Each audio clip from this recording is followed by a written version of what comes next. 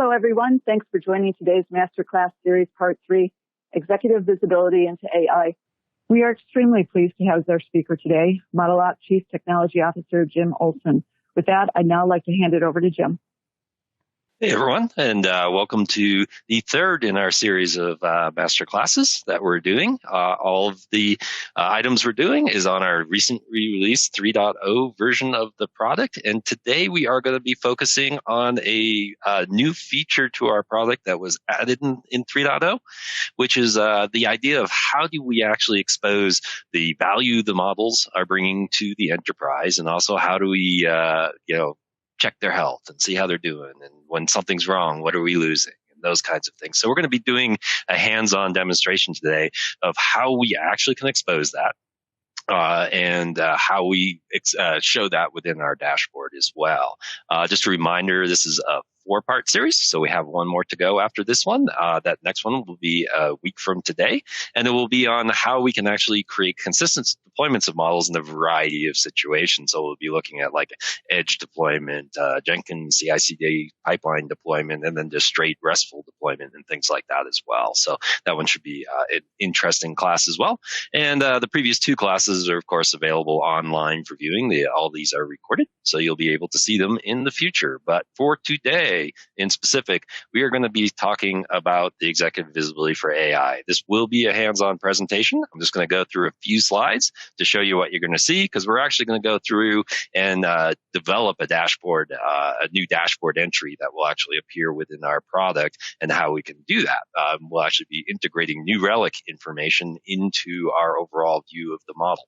So you'll be able to see how that actually is done. So we're going to do that hands-on, and we're going to be doing that in Python today on that. But the idea here for the executive visibility is to provide kind of a holistic dashboard that conveys a whole bunch of information about the model. So you'll see things such as, what is your model actually contributing to the business? So how much money is it saving them? How much money is it making them? What's the cost when it's down, et cetera? All of those kinds of things. Because a lot of times, especially as developers of models, it's difficult to communicate this to the executive level. So this tool will provide that kind of capability and insight to all of the models and what they're doing across the whole business, so that the executives can understand all these, the actual investments they're making and the return on those investments. Because, honestly, there's some models where it's very obvious, like, a recommendation. You can show, these people bought because of the recommendations that we made. A lot of times it's not so obvious when it's fraud detection or things like that and that kind of things.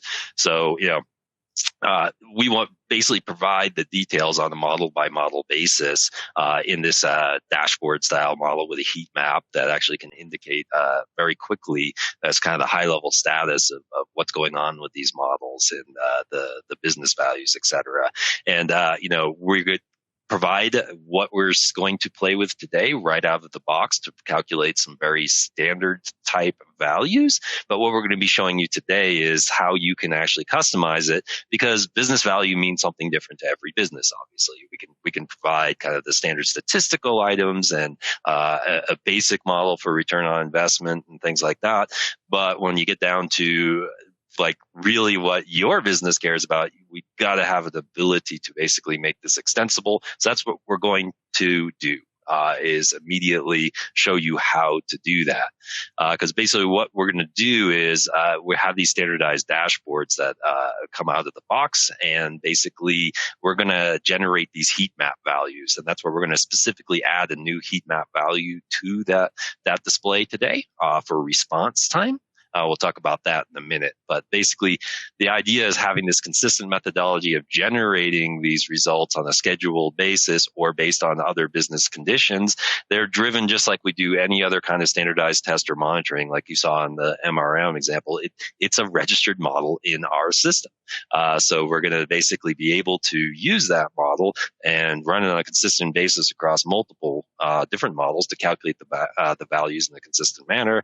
And so we're going to show you how to actually create one of these and what they look like on that kind of things.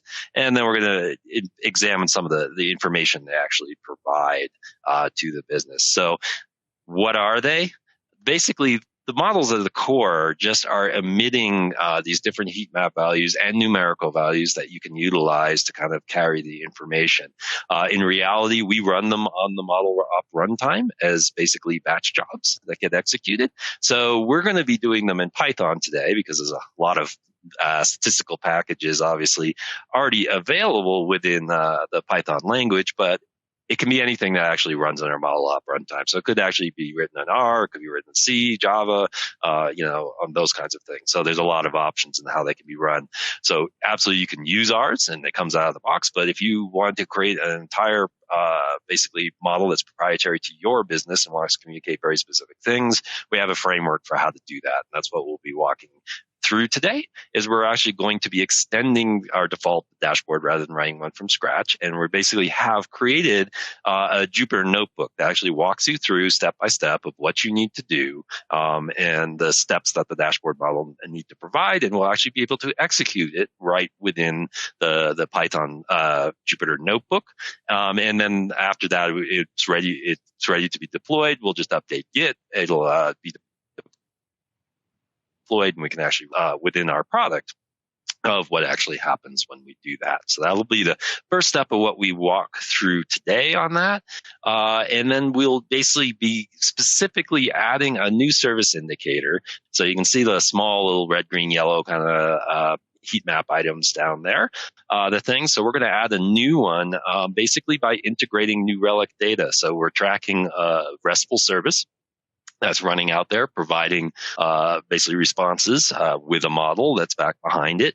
So what we want to do is actually say, okay, New Relic, what is our current response time or average response time and things like that. So we're actually going to add a new Relic query into the Python code. And then we're actually going to show how we can flexibly define those limits within a decision table as to what constitutes red, yellow, green, et cetera. And we can take a multiplicity of factors into account for that. Today, we're just going to be looking at response time, but we can actually look at what service is providing and all kinds of things. We'll talk about that a bit more when we actually create those new entries for our new service within the DMN.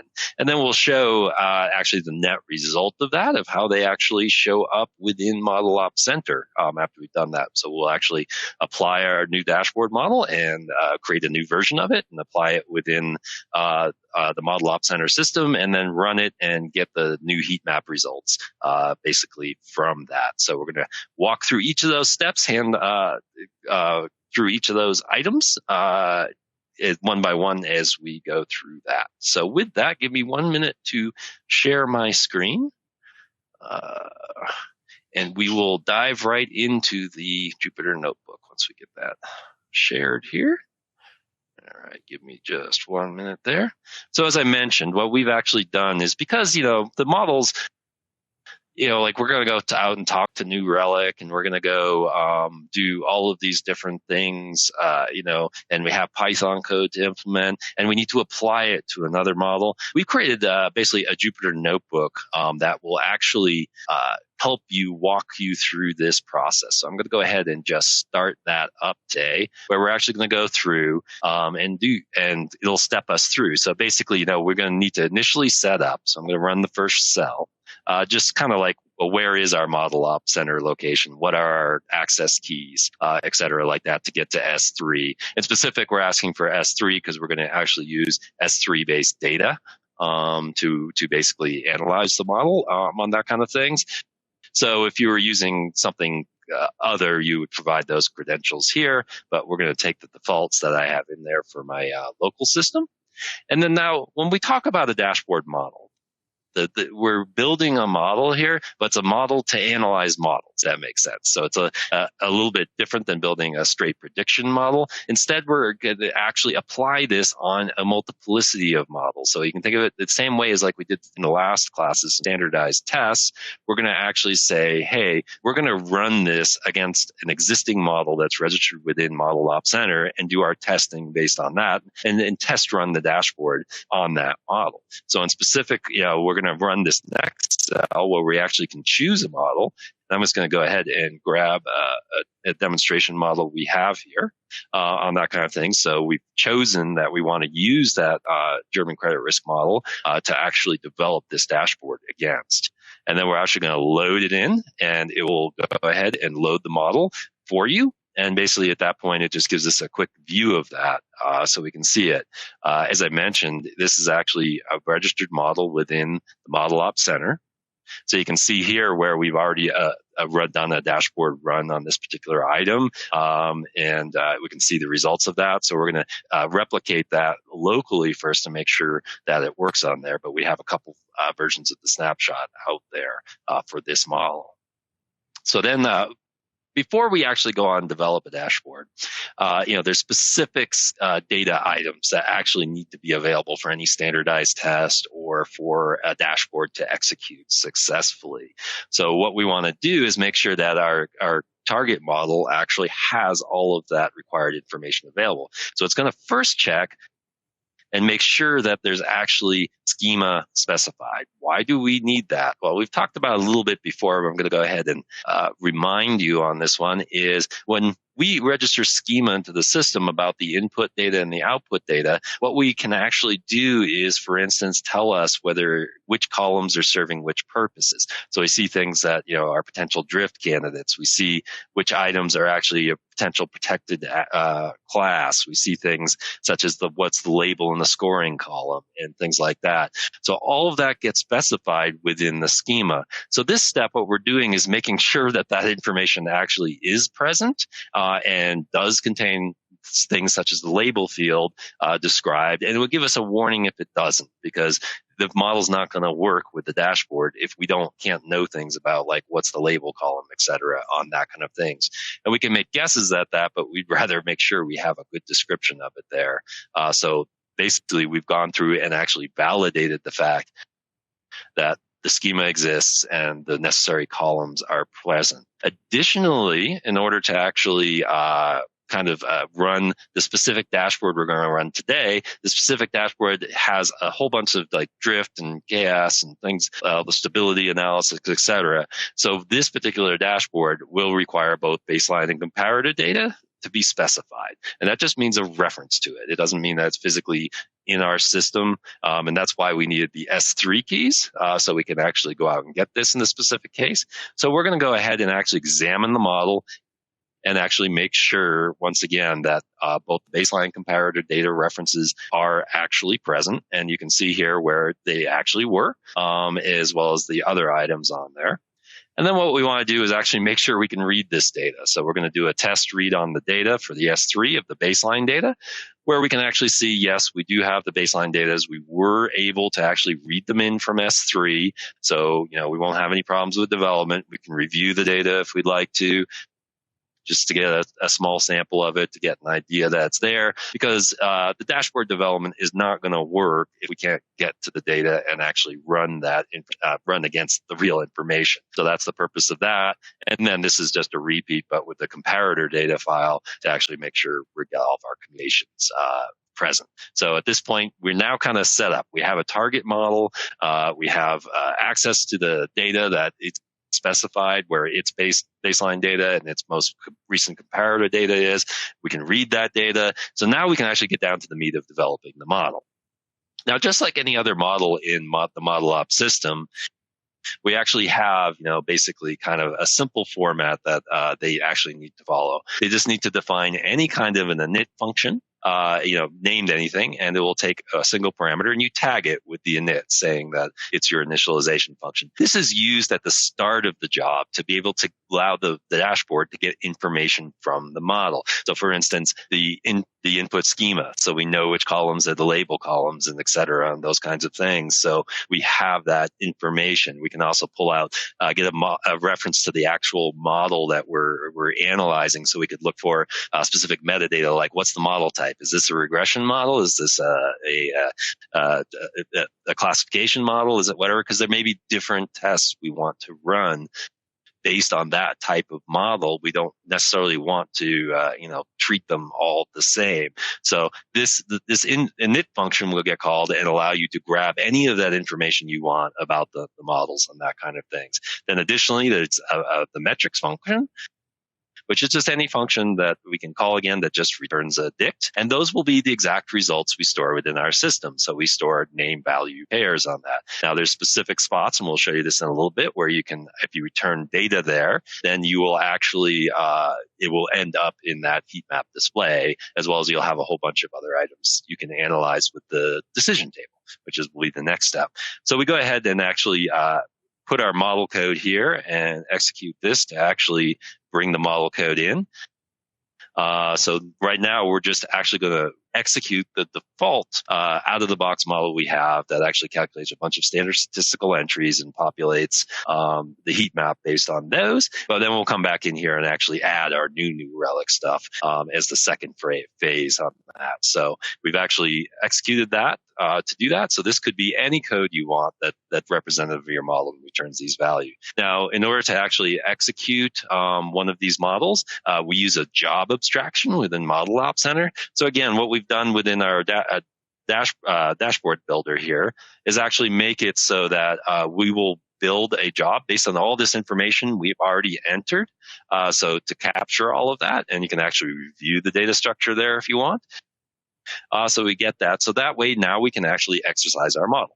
So the first step in actually exercising the model is to run the init function. Now, if you were to deploy this model to the ModelOps Center runtime, all of this gets called automatically for you, and the job gets created automatically for you and stuff. This is primarily done as a way to build it out and test it without having to push it to the runtime every single time. It's nice to just be able to play with it in a local system in a Jupyter notebook and debug it and try some things out in a very interactive fashion. So when we go to run this live, we'll actually just trigger a signal that automatically just runs the whole thing. But this just lets us interact with each phase so we can find the issues. So we're going to manually run that init function on that kind of things. And then we're actually going to run the metrics function as it's defined today and actually do an execution on it. So now we can see where it actually ran. We're going to see the heat map row in HTML here, representative of the columns and the actual results, as well as we can look at the raw results that are in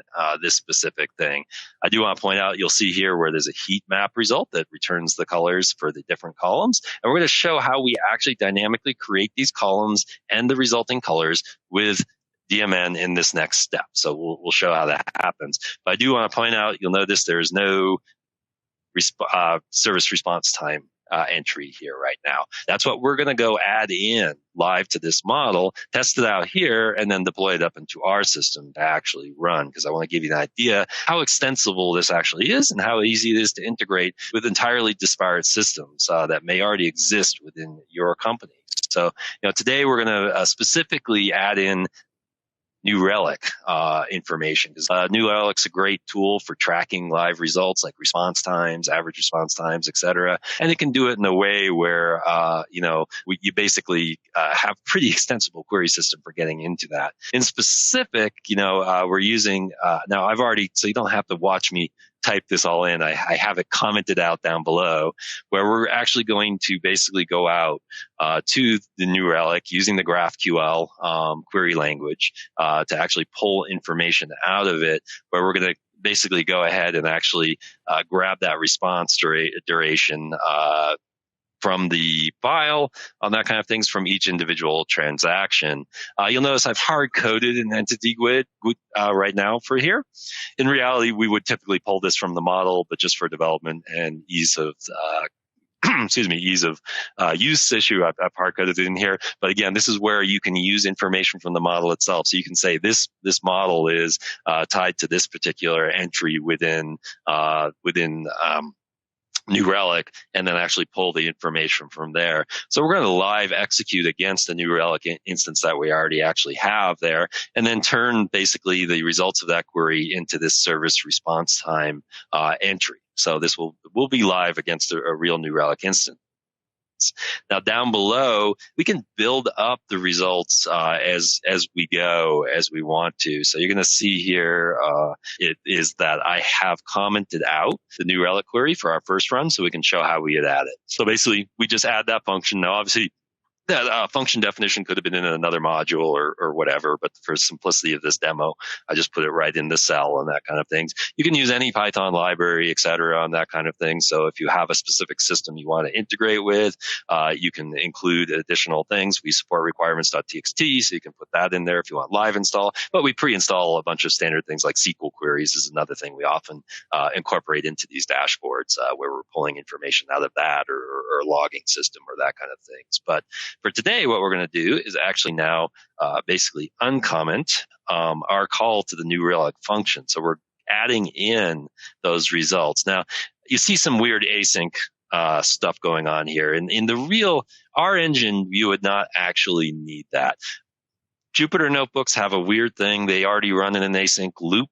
So when you're running a Jupyter notebook, you have to define a new loop and execute it that way. Or the AIO stuff from New Relic interferes with basically the iWidgets and stuff within the Jupyter event loop. So that's what you see here. In reality, if I was developing this model, most of the time it would just be a direct call, but I did find an oddness with the New Relic libraries in Jupyter notebooks. So that's why you see this oddity here. So this is a way to get around the two messing with each other. So I just wanted to explain that. That's not a normal way you would have to call it, but that's how it worked in New Relic. So now that we've actually defined that, we're going to just go up here and actually execute this cell again.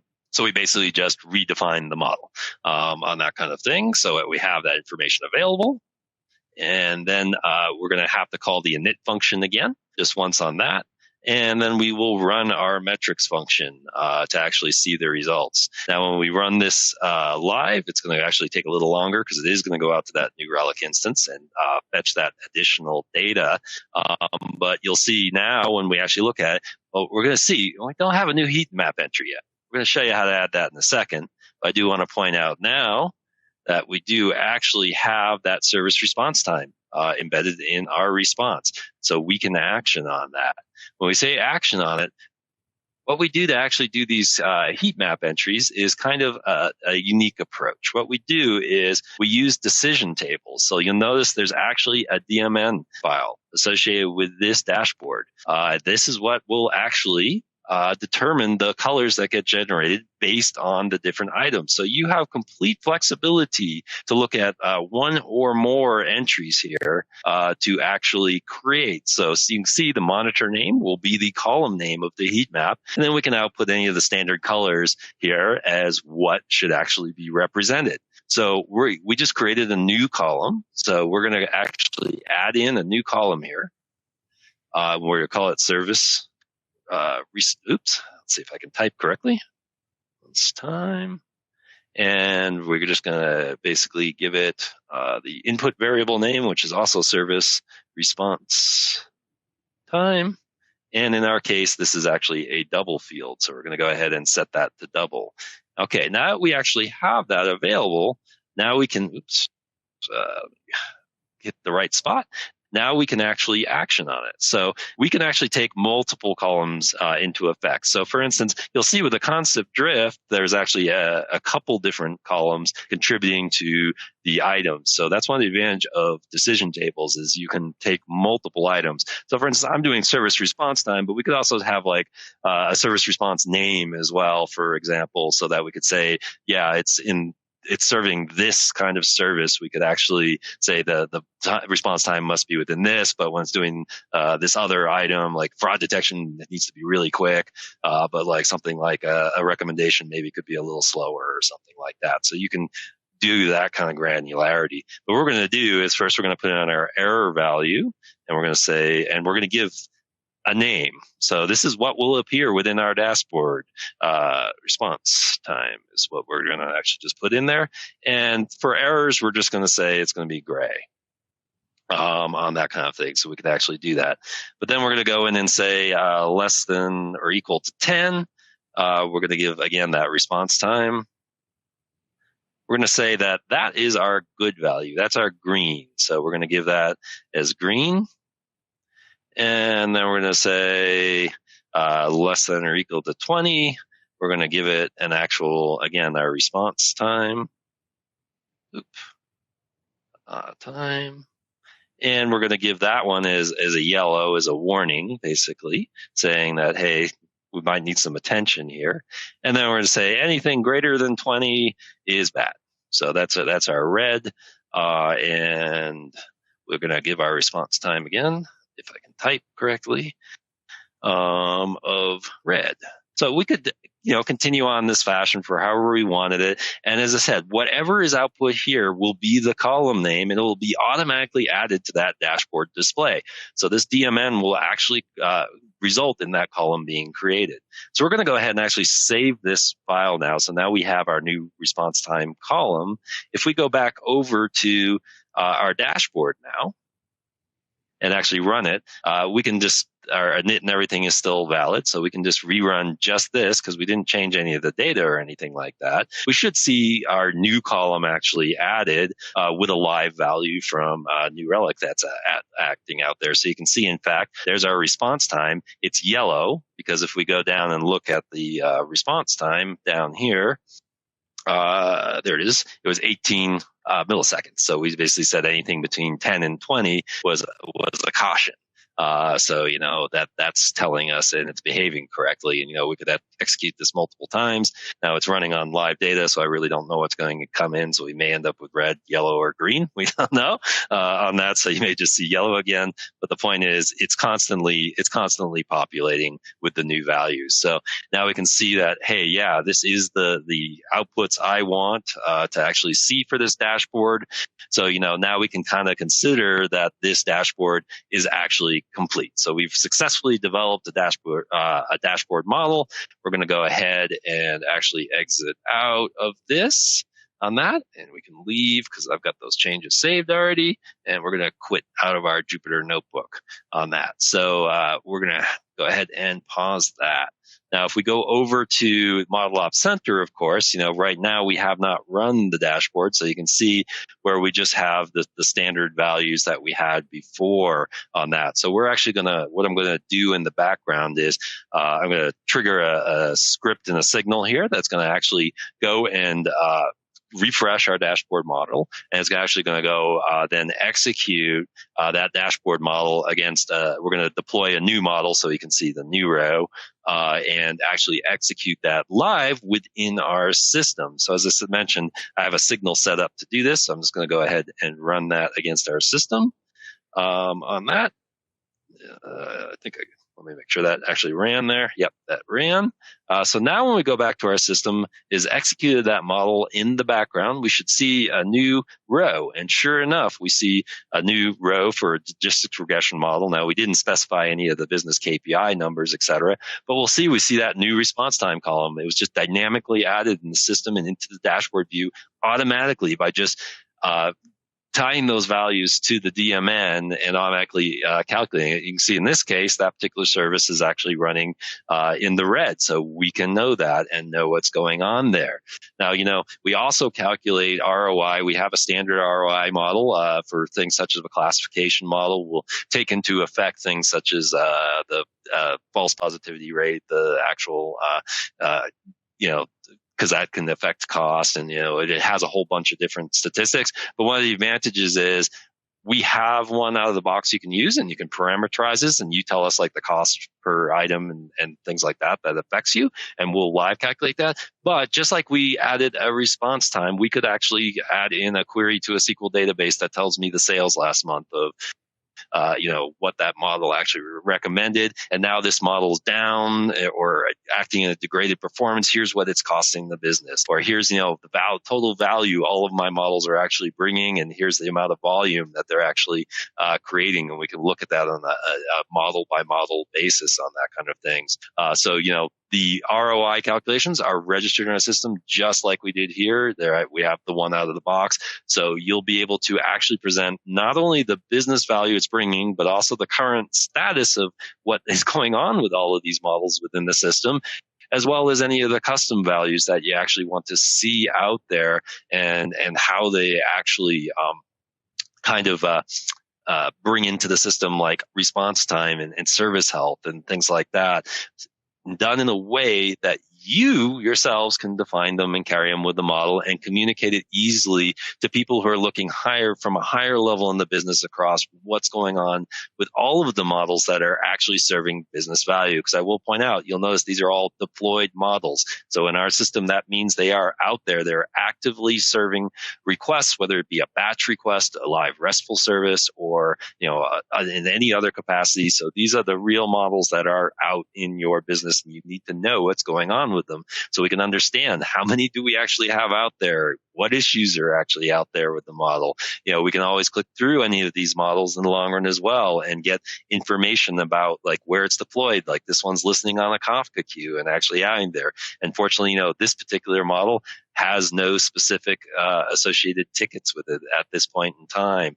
But likewise, if we were to look at the German credit risk model, for example, we can see where it's actually deployed out there as well. So it gives you this master view into what is actually running in your business, how well they're performing, how much value they're bringing to the business. And we believe in a unique way that we've not seen out there in the business before, because remember, today we were looking at the executive visibility and this high level kind of information. Last time we looked at model risk. The next time we'll actually be looking at how we get these models deployed out into production.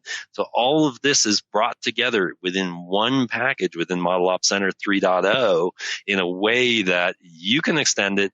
You can manage it. You can see all the models. All the different roles can participate and get this visibility into the system that is very difficult today to actually bring in. So I hope you get an idea from this, basically how easy it is to actually not only give me 1 second to stop the screen share there. Not only bring in information from other systems and associate them with your model, but also understand the overall kind of process of how you assess risk, and then how you view what's going on out there, and then how we actually next time we'll look at how you actually deploy the models in a meaningful way, whether they're an edge-based deployment down onto devices, or whether they're running by the RESTful endpoint, or running in a batch mode, predicting forecasting or those kinds of things as well in that consistent manner. So that is what I kind of wanted to show you today, was that dashboard view, how easy it is for you to add it, and how flexible the system is, and how we bring all that information together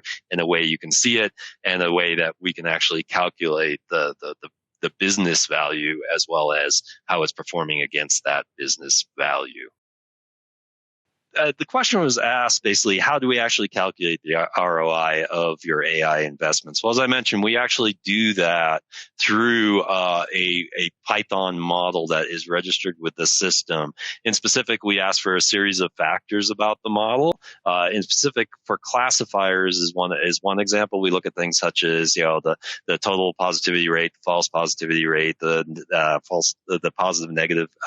true negative rate, et cetera, on that kind of things. And from those, coupled with what the model is actually providing, the value calculated on basically those different kinds of factors, we can actually calculate basically the likely either cost or benefit to the business when it comes down to things such as I'm going to use a real world example where I've had experience before, is that, for instance, a false positive rate in a fraud detection scheme actually costs the business a certain amount of money to process. So sometimes, oddly, it was better to let them through at a certain level on that kind of thing. So, we needed to take into account that, the business costs for running down every detection was not exceeding a certain amount, because false positives were actually extremely expensive for this process. So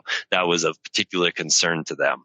So there was a high cost. So we wanted to capture that, and that happens on that. So basically, when we did that, we actually calculated that right into the process and brought that home. And as I said, you can have any kind of an ROI calculator you want, because that can be registered within our system, and we provide some examples out.